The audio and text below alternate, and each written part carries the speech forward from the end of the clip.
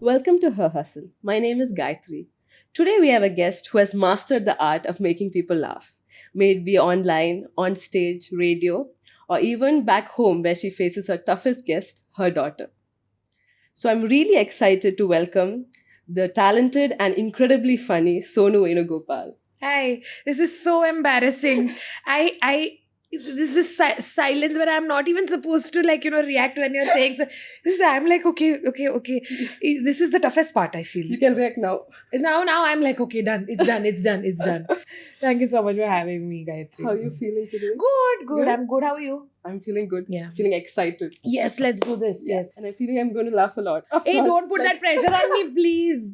Okay, I no have to make pressure. you laugh. Okay, no. Let's hope for the best. Okay. Come on. Yeah. Let's start. Yes. Okay. Yes. So if you had to go way back, Mm. and I feel for every comedian, everybody who starts off in this field Yeah. would have an origin story where, okay, this is comedy is my thing. Hmm. So then, was there any instance like that in your life, and where did all of this start? Back in school, I was the top 3 rank holders always. Okay. Okay, so and somehow that attention was also not enough.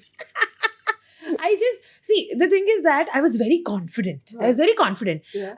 So I was like, even if I didn't know, I had this confidence that I will wing it and I will figure out as I do the process. Okay. Okay, so the confidence that was there when I was in school really helped me. So, there used to be times when our teachers used to be bored of teaching. Has it happened in your school also? Yeah, of Huh? course. Then And instead they of make somebody sing. sing, Is that exactly. right? Yes. Okay, so they used to make somebody sing, So who wants to entertain? That used to be the question. And it was always me. I was like, I want to entertain. Okay. And back then I didn't know that there was something called improv as an art form. Okay. So I used to randomly do some sketches. Oh. And these were what has happened with me, with my grandmother, my interaction with her. Before you even knew it was a thing. Before even I knew that Okay. it was improv. Okay. Uh-huh. So like that I used to do. And because I knew a lot of languages, because my dad's job was transferable. So I picked up a lot of languages while I was, moving to different schools. So I used to bring that in as well. So I used to entertain people and people used to laugh. I know that a lot of my classmates did not like me because I was good at everything. No, not like that. I think I was quite I want to do this. I was very excited. I want to do this. Yes, why not? Yeah. So the confidence came from there. Yeah. But comedy is my thing is a much later realization. So this was my school. Yeah. Then of course, when you come to 10th, 12th, you become more academically oriented because you need to figure out what is it that you want to do. Even if you don't know what you want to do, you end up doing engineering, and that's what happened with me. I did my engineering thinking that I'll be a good engineer, okay? And then first 2 years only I realized that somehow this is not cracking. This is not cracking. Even if I would be very unhappy engineer. Got it. So I think third year itself I decided I want to do something else, but I didn't know what it was. And then eventually, also, as a consumer, I've always bent towards something that is funny. Okay. I always loved watching Saturday Night Live or, these sitcoms. So those were the things that attracted me. And that's how it started. Yeah, this is my thing. I still don't know if it is my thing. I'm just doing it. Let's figure, we have an entire lifetime to figure that out. And then also, I think when I even researched more about you, there was a time where you went into radio, right? Yeah. So how did that go about? Radio was also something that was instilled in me from childhood. Not to be part of it, but it was a part of our daily routine. Every morning, my dad used to switch on the radio. And somehow it used to play in the background. So that fascination was always there that, it's so cool that they are talking on radio. Sure. And when I was in school, my great-grandfather used to make me listen to this segment called Hindi Path. Okay. Which was basically they teach you Hindi. And I got a chance to be part of that Hindi Path segment in radio. Oh. So I was very fascinated by the fact that, nobody cares how you look. And all they care is what you have to say. And then when privatization of radio happened, I was in school and we used to always discuss about radio, and that's how the fascination started. And then when I was like, figuring out that 4 years after engineering, what is it that I want to do, I just sent a mail on face. It's not even a mail, it was a message on Facebook to one of the producers. Saying that, I want to be part of radio. Yeah. Didn't have the guts to say that I want to be a radio jockey, because they'll be like, too much. Huh? So I just said, I want to be part of the radio. And then they called me, and then I got an internship. And that's how it started. Oh. That's how it started. And I thought it was like super fun to do. Do you feel that radio background kind of helped you with your sketches now, in like the storytelling way of it, or maybe like bringing quirks into your stand-up? So radio definitely helps you with content creation, because radio is also content creation, but you are like more focused on the audio part of it. But radio definitely got a lot of discipline, because you have like a minute and a half to talk, and you have to convey so many things in that minute and a half. So I think it taught me how to concise things. Sometimes I'm successful even now, sometimes I'm not, sometimes I beat around the bush also, I think. So that was the beginning. But I think when you start doing video content, or even stand up, it's again, you have to start from the scratch. You have to start from, of course, the stories that you have experienced, your experience will definitely be there with you, but the technique is very different, I feel. Yeah. And it is evolving also. Right? So, yeah. I can imagine, your first ever stand-up, you like putting yourself out there. And there's both excitement, and then there's both like stress. So I'll tell you, my first stand-up was very random, okay? There was this series that had come out called Humorously Yours, okay, by TVF. And it is a journey of a stand-up comic, and it is as close to reality as it gets. Like, you don't get fame instantly. There's a lot of grunt work that happens, like many years of grunt work that happens, and nobody sees, and nobody should see also. I think it's okay. It's a very personal journey. So I'd seen that, and then I was so inspired by that I was like, oh my God, like it would be so nice to do this. And I had just met my now husband then. And randomly I told him that, at some point in time, I want to be a comedian. He took it so seriously, actually more seriously than I did. And he said, so there are open mics happening in Bangalore, which I knew, He's like, go and attend. That's so cute. I had no expectations of myself only. I'm like, let's just wing it. And the audience also is so sweet, because the person who called me on stage, he's also a comedian. And he introduced me, she's doing this for the first time, so give her all the love. And so already audience was like, your papa, she's doing it. They were very kind, they were. So that's how my first gig happened. This was an open mic. But my first gig, I remember, it happened in Jayanagar, in this place called Energuate, which is a cafe. Okay. And nobody had bought tickets. So I had like put a gun on my family's head, and they're like, better buy. Okay. And and then what happened? They bought, they came, and I couldn't make them laugh. Like, imagine, I can't make my own people laugh. What I'll make others laugh. Okay, but they were like, good try. Good try is the worst comment or compliment. Good try. It's like, okay, fine. So everybody who came, they were like, good try. I'm like, oh my God, this is terrible. Then I think I started literally taking a pen, a paper, noting down things that come. That's how it started. But first lot of gigs were like, hey, ticket, please buy tickets. Yeah, please buy tickets. Because whom will you perform if the audience is only not there, right? It's such a give and take kind of art form. So initially I've done all of that, like buy tickets. And because I was on radio, I took the liberty to promote my show also on radio. I'm like, I'm performing, please come. So all of that has happened. Luckily, we don't have to do that anymore. And I'm so happy. Was there like a breakthrough gig that you felt like after that, you felt like, okay, I've gotten a hand? No, I don't think so. There will be a breakthrough through gig for any comic. You know, the process is basically you write, then the material becomes so good and so tight, and when you are so bored of performing that, that's when you decide to put it online, right? And then things go viral, people watch you, and then they buy tickets. This is a normal, like, you know, what do you say, life cycle of a joke kind of a thing. So every gig is so different that you can't say that this is a breakthrough. You will find a process that works for you. So that again is so different from last year to this year. Then I think next year also it will change. So you used to have pre-show jitters. Now I still do. You still do? I still do. Or has it become more like adrenaline rush too? No, I do. I'm nervous. That whole day I'll be like, you know, and I'm one of those who imagines the worst that can happen. I remember I was shooting my first special, which is called Punyakoti. I shot here in Indranagar in BIC, and I was hell-bent on Karan shooting it. Karan is a very, very sought after stand-up show director from Bombay. So I was like, everybody's like, why will he come to shoot Kannada special? Because he does not understand the language, right? But I was like, no, I want him only. And my manager made it possible. He was on board. And the pressure of him coming on board was so high on me that, you know, I've got such a cool guy, such a big guy to do this.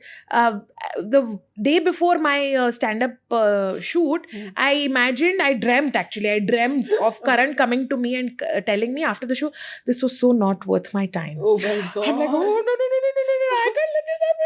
So I'm always imagining the worst, you know, and then that makes me work hard so that what I have imagined doesn't happen. So these are my jitters. I'm always very nervous. It's a different way of motivating yourself. Yeah, I mean, whatever works for you, man. Other than your first gig, have there been any fun interactions you've had, that some memorable gigs you've had or interactions with your guests? It's okay, so I'll tell you what happened, okay? Like initially when we used to have like about 100 people in the audience, we did have time to interact after the show.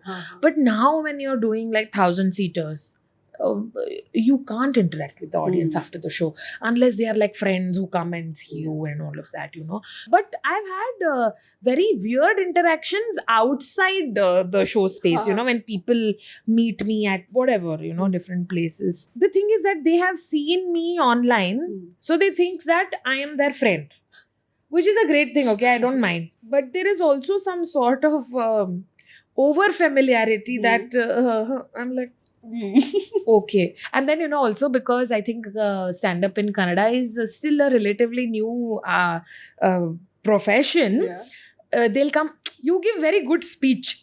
I'm like, it's not speech, please. Comedy speech. Comedy speech. So I get these kind of interactions. But also, like, it's so endearing when I have different age groups coming and talking to me, which is great.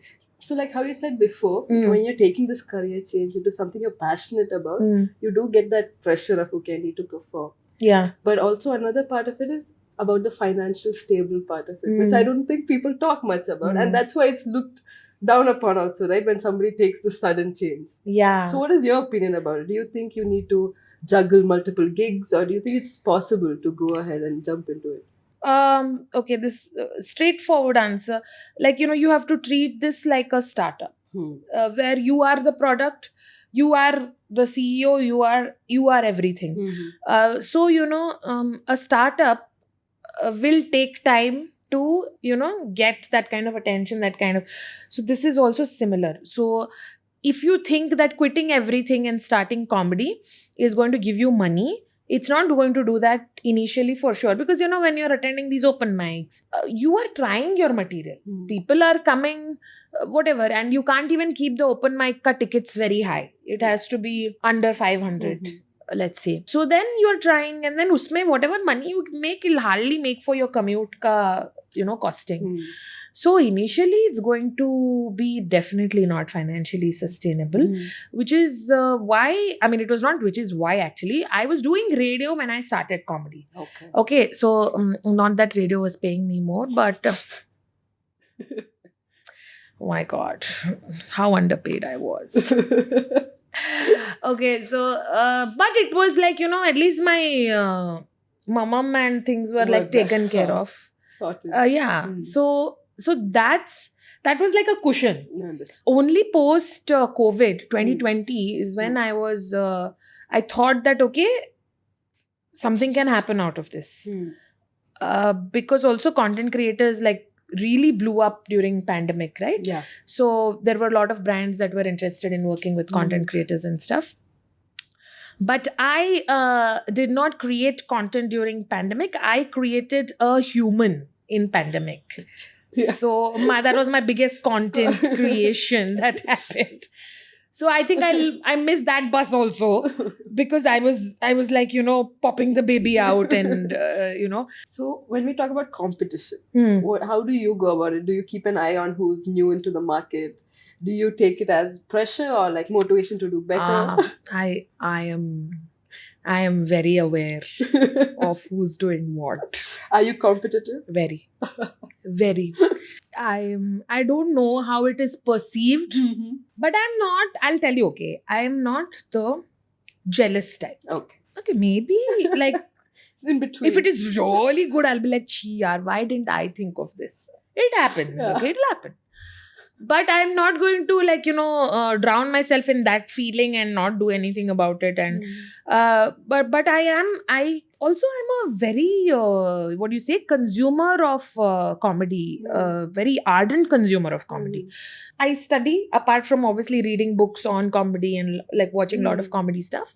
This is another way of like consuming, and it's always like a learning experience when you watch like a really amazing comedian, like how they are using the stage space, how they're using mic as a prop. It's fabulous when you see some comics perform. They're so good, some of them. It's interesting the way you said that reading also about comedy. How Yeah. does that work? Like, So there I are get the visual part about it, but how do you understand when you read? so there are a lot of books written by comedians who talk about how you write a joke.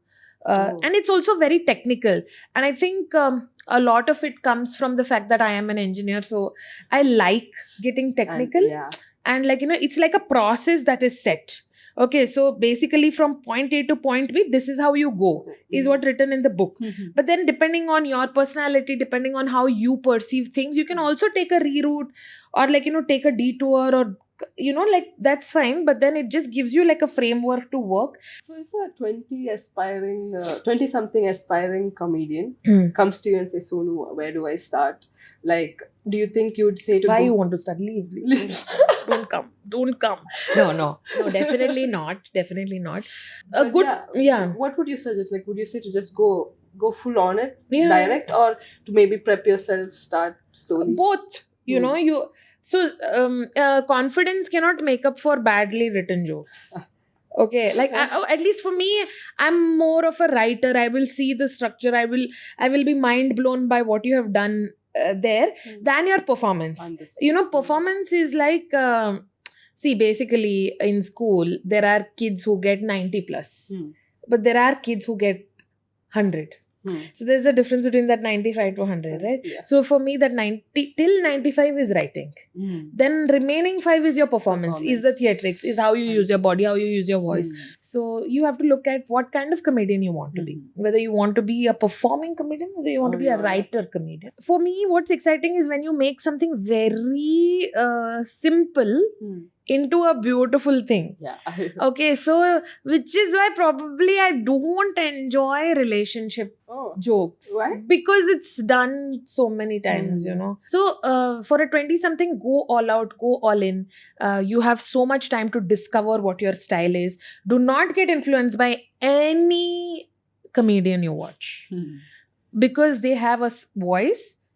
I'm pretty sure all of us are influenced by somebody or the other, knowingly, not knowingly. But develop your own style. Develop your own style and respect the audience. Like, just because you have a mic doesn't mean that you can look. I'm not a fan of that. Not a fan of that. Yeah. Okay, let's be honest. What happens when a joke doesn't, hit, or a joke? I don't know if it happens anytime now. Yeah, but of course it happens. Back then. No, it happens. One part of your heart dies. a part of you also a little bit dies, like on the stage when like, oh, this is not working, what do I do? But I'll tell you what happens. It Yeah. gets better. It gets better. You know how to deal with the silences eventually. You know, you can't expect every line to resonate with every person in the audience. There are like 500 of them. So there is a possibility that they will not resonate with 25% of your show, Yeah. and that's fine, right? I mean, but I'll tell you recently, okay, so the new show that I'm performing, I did a couple of trial shows. I did trial shows in 2023 and 2024, and then middle of 2024 we had like a structure for the show. And then when we announced that I want to do this trial show, my first show, terrible. It was terrible. I remember it was so terrible. And because like I'm whatever, like little remotely famous, I don't think the audience, poor thing, they were so sweet. They were like very nice. In my heart, I know it was so bad. Okay, then my manager comes to me like, you've done such a bad show. At least talk nicely to the audience and like take pictures. There were only 20 of them. It was a trial show. Okay, I remember. And my husband was going on a work trip for an entire month, so he wanted to see what I'm doing. He was like that disappointed parent. He's like, this is your new show. This is how you're going to do. What is the point? Like, he was so disappointed in me, and I was also disappointed in myself, because in my head I thought that this was right. But when I performed on stage, oh my God. I mean, like my manager, like, wow, like this is the legendary level of can I say the word shit? Yeah, you can say Okay, it. like this is legendary level of shitting on stage. I'm like, yes, ma'am, yes. Felt so bad. Okay, like then I went home. Then I completely restructured the show because I had another show next day. Okay. Okay, Oh, wow. yeah. So I was like, I restructured everything, and then I was like, okay, this one has to work. And the next day it killed. Okay, it really went well. Amazing. And then my manager was the first one to message my husband. Don't worry, we are on track. So it happens. Yeah. And it should happen. It's all a trial error, right? Yeah, and you should also not feel invincible now all the time. Ki matlab, I am to like queen. Huh? I am going to. Hey, this humbles you so much. This humbles you so much, and I think it's a very necessary aspect of being a comedian that your material has to tank for it to get better. So there's a lot of work that happens behind each. That's what I'm telling. That's why I'm charging how much I'm charging. No, people don't understand. Everybody's like, oh, you're so expensive. I'm like, you see the work that I'm putting in now? And they're like, so expensive to tell jokes. I'm like, bro, like so much work has gone. Years of work, man. Yeah. Years of work. Because this is the special that I'm doing now. You started 2023 for that. Writing. Yeah. Wow. So you realize, no? And when I'm writing, I'm not getting paid for writing. Yeah. So I'm making up for all the time that I've wrote. That's true. Yeah, I mean, it's as fair as that. But I'm not very good at business, which is why a good manager really helps. And luckily, I have found one. Really, man, like having a good manager is like finding one good partner. Both are very difficult. You need a manager who's as passionate as you are to your own. Yeah, I mean, he's passionate about building the business. He's passionate about, you know, how we can go about this. He's passionate about what kind of brands we are associating with. And I'm doing my job. I'm doing my job. That's it. I hope I am. Yeah. With how things are going nowadays, Yeah. like you would be aware, of course. Do you have a mental line of which you do not cross across? Maybe with jokes where it turns from being funny to a little offensive. But Gayatri, where do you draw? I'm telling you, we are a country that is so diverse that what offends you does not offend me. Yeah, true. Or does not offend him. They don't get offended by so many things, and there'll be one thing that will offend you. So only your reference is some other comedian who has gotten into trouble, and then you're like, okay, by saying this he has gotten into trouble, so let's not go there, kind of a thing. Or let's go there. I mean, depends on what kind of a person you are. Even hearing your comedy and your stand-up, it's a lot about people around you, right? You're dealing with this. Yeah. So then, also, how do you deal with? I've always thought about this too. As if a stand-up artist performs, they put in a lot about their friends, their partners. Yeah. But when does that cross the line of, okay, will they get hurt because I'm putting it out there? Or See, the thing is, okay, I take that liberty with my mom and husband actually because they also know that this is a part of a narrative. A very small part of it is true. Rest all is like a build up in your head. Like, Yeah. you know, why don't I do this? Because I mean, the set about my husband that is out on my YouTube channel, a lot of it is like, Arey, how can you openly talk about your husband like that? I'm like, you know, what makes you think that this is true? The only truth about that whole thing is that my husband is a topper. What has happened after that may or may not be true. Yeah. And when the husband only doesn't have a problem, Then what why- are you? You know, but some of the men are scared that, you know, looking at me making jokes at my husband, their wives also will start making fun of their husbands. But I mean, isn't that what? I mean, at least you should have that liberty, man, to pull your own husband's leg. Why are we taking things so seriously? I had a joke about my mother-in-law being a very bad cook. It's true, by the way. And everybody was like, how you can say that of your mother-in-law? Arey, my mother-in-law was in the audience, man. I mean, like, come on. Like, it's okay. And what my husband will say, I'm making so much money, he can't say anything. Chumma, I'm saying all this. I'm not making like, it's okay. She's bringing money at the cost of making jokes on you. It's okay. No, but I'm saying like, also he's a very secure man. Yeah. He doesn't care. So even the other aspect you bring in your comedy and your comics is North Karnataka, Yeah, right? From yeah. where you come from. Yeah, and all. yeah. So do you feel that pressure of representing North Karnataka in the proper Not way? Bangalore also. Yeah, North Bank. So when I started doing comedy, it was not to make a representation. Although I am not happy with the representation of North Karnataka in movies. Yeah, that's what also another thing I want I to ask. hate it. How do you, like, you see these stereotypes, right? I hate it. Yeah, how do you try not to even go? I think you would never do that. I would never, Yeah. because I'll tell you, although I grew up my formative years with my grandmom in North Karnataka, it was very different.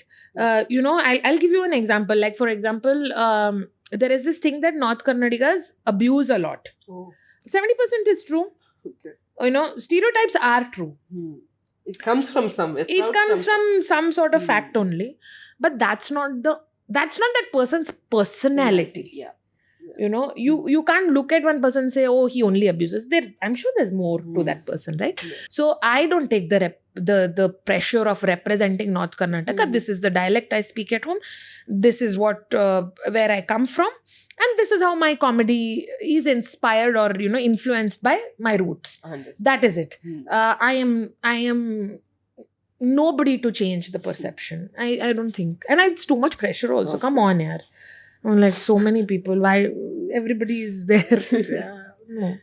So then, what I've understood, there is two types of things, right? With comedy, Hmm. if you want to make a career out of it, that is the stand-ups, and then there's the corporate gigs. Right? Yeah. So then, how is it? Is it totally different from one? One pays Another? more. One pays One more. pays more. One pays more. One pays more, but one is also very boring to perform. No, not like that. But I'll tell you, see, corporate comes with its own set of rules, Yeah. which is not a problem for me at all, because, you know, they don't want us to use, language like abusive language.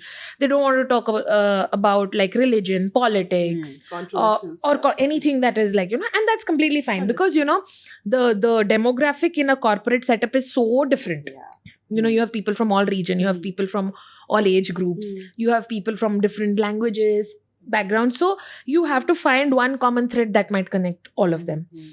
So it's more safe, it's a more subtle version of comedy. But there have been times when even corporate gigs have like been almost like a public show, because they have been like, you know, like whistles and like standing ovations and all of that. It just goes to show how stressed they are, you know, like, poor thing, you know. I mean, I don't think even those are like my best jokes, to be very honest. Because you have to like tone it down, na? And also like, you know, make it universally connecting. But I'll tell you, there's also another aspect of it, which is wedding gigs. Oh. Dude, I get so many Really? invites for wedding gigs. I'm like, you know, one big comedy show is happening there only. Why you need me to come there? Okay, but some of the wedding gigs have been so good. Yeah. So They how do you respect go- the artist so much, yeah. They are like, you know, you please stay here. I recently did a wedding gig for a mehendi. So they're like, you want to get mehendi done? I'm like, how will I hold the mic, bro, if I do get the mehendi done? Because I want to get both hands, not one hand.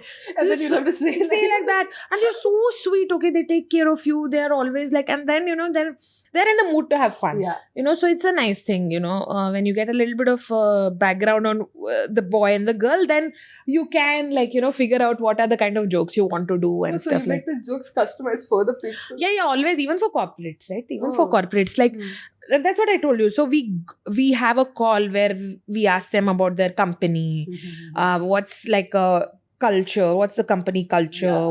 what are people excited about, and all of that. What about your daughter? What does she think you do? Do you think she knows what mom's doing? I mean, I'm happy that she thinks that being a comedian is a profession. That's She's a understood that. yeah. I mean, she keeps telling my mother is a comedian. Oh. My mother is a comedian. So she does that. Yeah. But I don't think she sees being a comedian any different from being a scientist. My husband is yeah. a scientist, so she doesn't see a difference between the two. She thinks both are jobs. Yeah. So Which which it is. Yeah. Thank you. Yes. So it's a good place to start. Mhm. So she's not overwhelmed, not nothing. For her, it's like yeah. But she's at that point where she thinks that I'm not funny also. Oh. Because I don't make poop jokes. Oh. She only wants to make poop jokes. Poop, puke. This is the phase that she's in. Okay, like somewhere in between you put one word that she loves. I don't know if I can say can I? Yeah. So all this, whatever, you say kundi and then she's very happy. She laughs. Exactly. She laughs like this. I'm like, so she's in that phase where anything related to this is funny. Funny. I think it's going to be, this phase is going to last for a while. This poop joke phase. I love poop jokes actually. I love poop jokes. That's Love where it. she gets it from. Yeah, I mean, I think, don't you love poop jokes? I don't. You laugh. See, I haven't even cracked a joke and you're laughing. It's fun. I think poop jokes are fun. Toilet humor is fun. So do you think she also has your funny bone? She does. Yeah. I mean, actually, I'm not saying this because she's my daughter. Hmm. Sometimes she's very entertaining. Huh? She's very entertaining. She'll say random things. Okay. So she's, and I'm also like being very conscious about her getting exposed to a lot of things. And also, me and my husband are very curious creatures, We're always like, why is this happening? Why do they do like this? Yeah. Culturally also, like, how did the name came about? We are always like those nerds. I understood. And she does not like me and him talking too much. Oh. So we include her in our conversations. We are like, okay, so this is what is happening. So yeah, So it's good. She's quite entertaining. Yeah. To be very honest, she's very entertaining. When I'm shooting and all, she'll come in between break and then like, hello. I'm like, okay. Co-star. Yeah. Yeah, but I'm not too sure if I want to expose her up. Yeah. Right? Yeah. It is that time, like. especially after watching Adolescence. Yeah. Oh my god. True. Yeah. I'm so scared. Yeah. I got scared. I'm so scared. I'm so scared. I'm so scared for her, and I'm also so grateful that I did not grow up in the time when there was social media. Same. So I don't want to expose too much of her, and also I don't want her to do anything for the camera. I want her to be natural, like whoever she is. Yeah. So we'll now go ahead with the rapid fire round. Yes, Okay. that's like needed for the vastu of any podcast. No, it's like good for the vastu. Yeah, let's do it. Yeah. It's called Straight Out of Bangalore. Hmm. Quick rapid fire. Mm. Okay. One thing you absolutely love and hate about Bangalore. I love the fact that it has given me a career that I had not. It was not part of the plan. The city has given me so much love. I actually don't hate anything about the Mhm. city. Describe Bangalore in one hilarious sentence. Work in progress. Who's funnier, millennials or Gen Z? Hey, this is such a controversial question, okay? I'm not going to answer this. Dude, I have to tell you, I'm targeting Gen Zs, I see less of them in my shows. I love Gen Zs are funniest of all. They're the funniest people. Yeah. Come to my show. Yeah. You go to Adda for chai, chit chat, or comedy brainstorm. Home. I don't want to step out of the house. Okay, like I want to do everything in the house. I love when friends come home. I love when shooting happens at home. Everything at home. I'm the happiest. Yeah. Don't want to step out. Yeah. Kannada slang you use the most. It's a abuse. I'll prove the point that people from North Karnataka are very abusive. I use the word halkat a lot. What is that? I don't know what it means. Some sort of, I mean, I can't pinpoint that this is what it means, but I use the word halkat a lot. Yeah. First ever joke you cracked on stage. Was terrible. I think it was very Do you terrible. remember? Yes, of course. It was about how every dish across the world is a derivative of chapati and palya. Oh. And did Like it- everything is like, you know, burrito is chapati palya and everything is chapati palya. So that was the joke. Yeah. If not comedy, what would you be doing? I had options. I wanted to, like, you know, learn baking and like have a cafe. Wow. Yeah, and I also wanted to be a kindergarten teacher. That I think I have somewhere in me. I want to like be with kids and stuff. Yeah, these two. Best compliment you've received for your comedy? A lot of people come and tell me that, you know, we feel that you're very, like, you know, this is who you are, which is who I am. You know, I don't try to put up an act, like a facade of something that I'm yourself. Yeah, it's just being myself. So they like that, and they also like the fact that they can watch my show with their parents. That's a big part of it, I feel also. Like everybody can come and Yeah, it's not like it was not like a conscious decision or anything, but the radio training like stopped me from abusing when I see Mike. one comedian, Indian or international, you'd love to share the stage with. See, I'm a Kannada comic. Okay, now 90% of the other comics don't even know who I am because the market is like so small. So this is like full parallel universe question only. There are a lot of comics I love. There are a lot of them. Like in Indian scene, I love Manik Mahana. He's a brilliant writer. I enjoy his comedy. I love Abhishek Upmanyu. I love Prashasti a lot. Shrija. And you know, I really I have always loved Kanan Gill. So, you know, these are the comics. I don't know if I'll share stage or whatever, but me and Prashasti did a show together at different times earlier this year, so maybe it'll happen. And international, whom do I like a lot? I'll tell you. James Acaster is somebody I'm watching right now. I'm exposing myself a lot to British comics now. I've seen like enough American comics. Not enough, but then all the big ones. And right now James Acaster is on my mind. He's really funny. So if you had to describe your comedy style in 3 words. Work in progress. I'm evolving. Yeah. Your husband's reaction when he hears a joke about him in your set? It would Laughs. be just an emotion. No, he laughs. He laughs. You know what happened? I remember one of my friends, he had dropped in because he was working in BIC. He works in BIC. And I was shooting my special. And this is probably the 100th time I was cracking that joke. And my husband was laughing. And he told me, like, you know, your husband was laughing at the jokes. Even for the 100th time, he's a keeper. I said, he is. He is. He definitely He sounds definitely like is. Yeah, he behaves as if he's listening to the joke for the first time. Very sweet. Yeah. One word that describes your parenting style. I'm winging it, bro. I'm winging it. I'm not Instagram influenced parent. I'm nothing. I am no category. I am looking at having fun with my daughter. My reason to have a child was also, it is a chance for me to grow up again. So I am having fun with her. Of course, like thoda idhar udhar I'll reprimand if something is not working behavior wise, but otherwise just chill. Finish the sentence. A comedian should never dash. A comedian should never crack a joke on Eknath Shinde. That's what Kunal Kamra did. And then you can't do that. Definitely you can't do that. Yeah. So.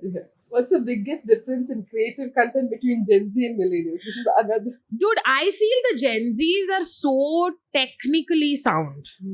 Their videos are like so stylized and, you know, that's really nice. And I think topic-wise, different things relate to us. We are different people, you know. Like it's matcha and filter coffee difference, right? So Who's matcha? Matcha is, of course, Gen Z. So. What's one thing you think you do better than Gen Z, and what's something you think they're absolutely crushing these days? bottling up emotions. Millennials do it better. We have been trained to not say what we feel, right? So we do it better. And what Gen Zs do better than millennials? Winged eyeliner. That too, millennials suck at it. Suck at it. Gen Zs are so natural in doing one wing. Like every girl I see, so beautiful, one wing eyeliner will be there. And it's like, I only trust Gen Zs with the eyeliner tutorial. I'm like, you know it. You know it, how to do it, you know? Yeah. And also, I think Gen Zs are far more confident. So I think you aced the rapid fire. I know. Where's the hamper? Where's my hamper? We'll have to go to Karan Johar. Oh my god, no. This is better. I'll give you the cushion. I love it. I love the cushion. It's very cute. Very nice. So then if I had to end this session, I would want to ask you one question, which is, if you had to go back and tell something to your little self, what would that Little matlab what? Like teens or like what? be? Self? Like, Kuti self. Calm down. I was so out there and so like little slow, play little cool, little subtle. Don't have to be like, I will do a little, be a little. Know when to push yourself. Don't keep pushing yourself all the time. Because I did go through like a burnout phase when it really mattered the most. So I think I would tell that. Yeah. So we're finishing off this episode. With the rains. With the rains, it's Amazing. raining. Amazing. Yes. It was really nice to have you. Thank you so much for I having laughed me. a lot. Yeah, thank God. Thank God. Otherwise, like, God knows, like, how is she a comic is what you would have done. No, but I'm glad you had fun. I had fun too. Thank you so much for having It me. was really nice to hear your whole story, how it all started. Yeah, thank you. Yeah.